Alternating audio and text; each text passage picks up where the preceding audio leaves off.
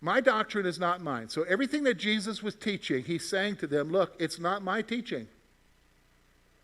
It's the one who sent me. Now, he's been telling them all along who sent him. Who? God the Father. Here's the point I want you to see.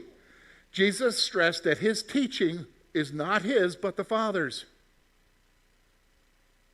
But the Father's. Okay, so this is important. This is the delineation between whether you're going to accept what he says or not accept it. It's the same thing for you and I with regards to when we read the Scripture. You have to make a choice. You have to decide, is this from God or is it just simply from men? Do you understand? Is it from God or is it from the various authors of these 66 books over 2 millennia?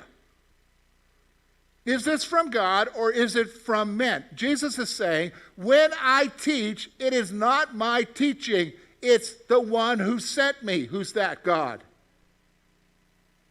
So he's already telling them when it comes to what he says, it comes down to, do you believe it's from God or not?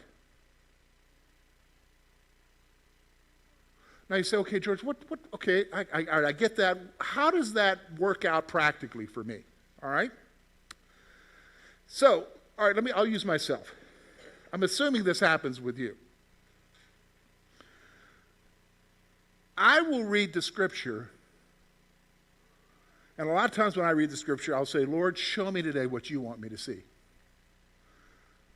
That's a scary thing to pray. What do you mean? I'll tell you. Because sometimes when I'm reading, and I'm reading even like a narrative from the Old Testament, and I'm seeing how somebody acted in the time of David or somebody, and I'm reading and I'm thinking, oh man, wow, look at what he did, look at what he was doing. He didn't do that right, and boy, God, you showed him, or this was the consequences. And as I'm reading, the Spirit of God says to me, yeah, but you're doing the same thing.